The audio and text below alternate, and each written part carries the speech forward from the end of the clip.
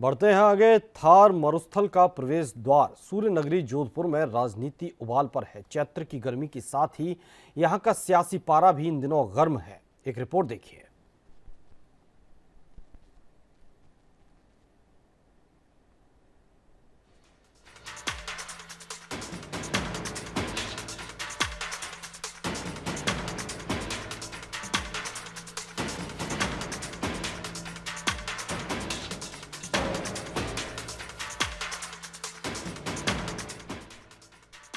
सूर्य नगरी जोधपुर के बारे में ये कहा जाता है कि यहाँ सुबह जितनी तेज धूप, भीषण गर्मी, लू चलती दोपहिया में लोग पसीने से तरबतर होकर जीवट जिंदगी के आदी है, तो यहाँ की शाम उतनी ही शांत, सुहानी और रात के गहराने के साथ ठंडक का एहसास कराती है।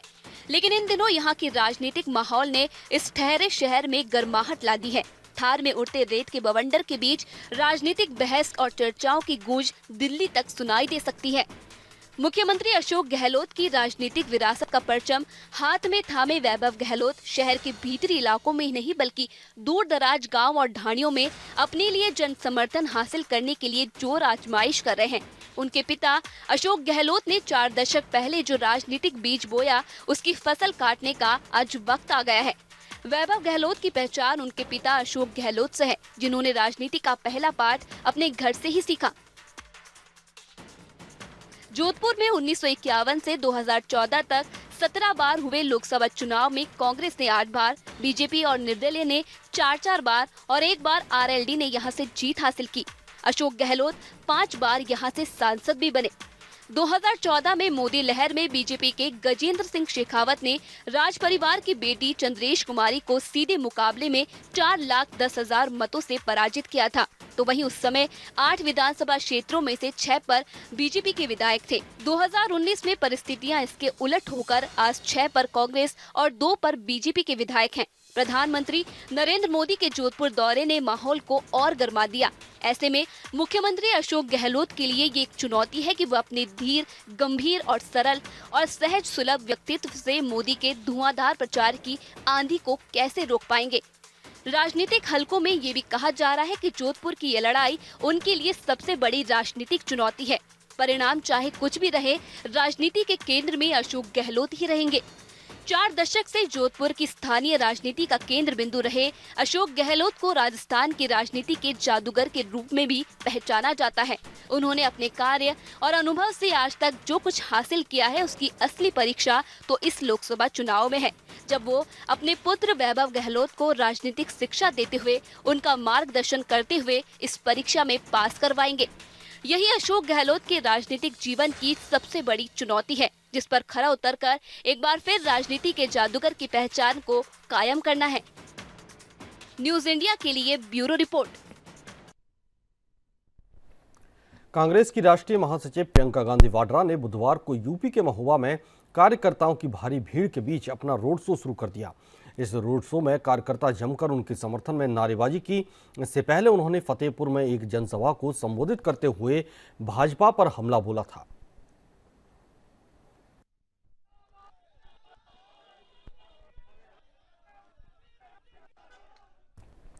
दौसा लोकसभा क्षेत्र में सिकंदरा, सिकराय और महवा में कांग्रेस प्रत्याशी सविता मीना के चुनाव कार्यालयों का उद्घाटन किया गया। इस दौरान लोकसभा क्षेत्र दौसा की प्रभारी राज्य मंत्री ममता भूपेश ने फीता काटकर कार्यालय का उद्घाटन किया, साथ ही कार्यकर्ताओं को संबोधित किया। इस अवसर पर मंत्री ने कहा कि सिकराय क्षेत्र की जनता कांग्रेस के पक्ष में ऐसा मतदान करे कि पूरे लोकसभा क्षेत्र में सबसे बड़ी जीत सिकराय की हो, जिससे हम विकास के कार्य भी अधिक सुगमता से करा सकें।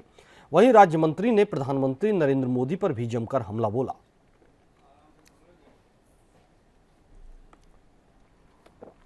मरुधरा के रेतीले धोरे इस सीजन की गर्मी ऋतु में पहली बार में तंदूर की भांति तपने लगे हैं और आसमान से सूर्य मानो अंगारे बरसाना प्रतीत हो रहा है। यहाँ के मरुस्थलीय ग्रामीण अंचलों में दोपहर 12 बजे की गर्मी की दस्तक इस कदर थी कि बाजारों और गलियों में सन्नाटा पसरा नजर आया। पारा 40 डिग्री के आसपास पहुंचने से आमजन के साथ पशु पक्षी और जीव जंतु भी गर्मी से व्याकुल नजर आ रहे हैं। इस समय खेतों में रबी की फसल की कटाई चल रही है। गर्मी के साथ साथ ही गर्म लू के थपेड़ों ने इसको ज्यादा असहनीय बना दिया है। पिछले कुछ दिनों से तापमान ठीक था, मौसम भी अच्छा था, मगर अभी 3 दिन से लगातार मौसम में बदलाव आया है और तापमान में बढ़ोतरी हुई है। पिछले 3 दिनों से लगातार 43 के आसपास, 44 के आसपास तापमान जा रहा है, तो लोगों का जनजीवन पर असर पड़ रहा है। और हम लोग फील्ड में निकलते हैं या घूमने निकलते हैं तो हम लोगों को बहुत परेशानी होती है, दिक्कत होती है। घर में बैठ भी जाएंगे तो काम हो नहीं पाएगा, इसलिए बाजार के काम या शहर के काम, कुछ काम करने हो वो भी ज़रूरी होते हैं। गर्मी की दस्तक के साथ ही पाली जिले के गांव कस्बों में जल संकट गहराने लगा है। कई गांव कस्बों में 5 दिन में एक बार जलापूर्ति हो रही है। जलापूर्ति का समय भी तय नहीं होने से लोगों को खासी परेशानी होती है। ढाणी की महिलाओं ने बताया कि कई बार तो मध्य रात्रि में जलापूर्ति कर दी जाती है। जलापूर्ति में पानी भरने से चूक हो जाए तो फिर हैंडपंप का पानी पीने को मजबूर होना पड़ता है, इसलिए जलापूर्ति के समय पानी के लिए लाइनें लगानी पड़ रही हैं।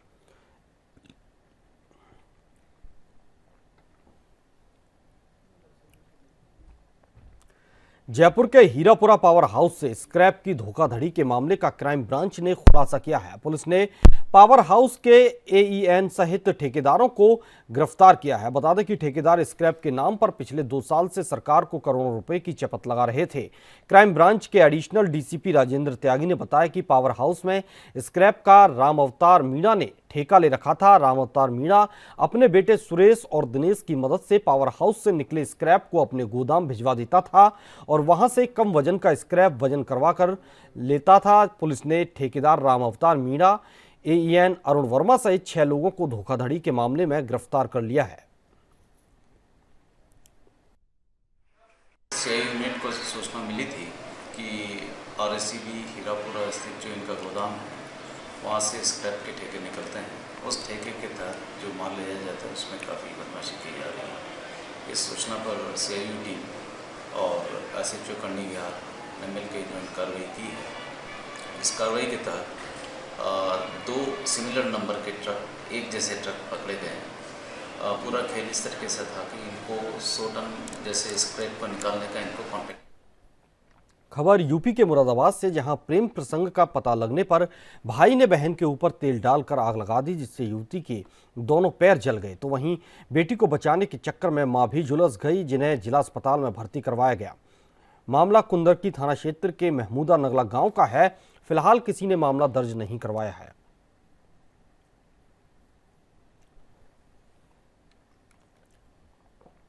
सिद्धार्थनगर लोकसभा चुनाव में मतदाताओं को जागरूक करने के लिए जिले के मुख्यालय सहित ग्रामीण क्षेत्रों में भी निर्वाचन आयोग के नियमों का पालन करते हुए मतदान का प्रतिशत को बढ़ावा देने के लिए कई कार्यक्रम का आयोजन हो रहा है, जिसमें जागरूकता रथ, नुक्कड़ नाटक, शॉर्ट मूवी, मानव श्रृंखला, रंगोली और स्टिकर के माध्यम से मतदाताओं को जागरूक करने के लिए प्रेरित किया जा रहा है। उसी क्रम में आज जिले के बर्डपुर ब्लॉक के प्राथमिक विद्यालय मधुबनिया के प्रांगण में चुनाव आयोग के लोगों ने मतदान को लेकर मतदाता को जागरूक करने का कार्य किया।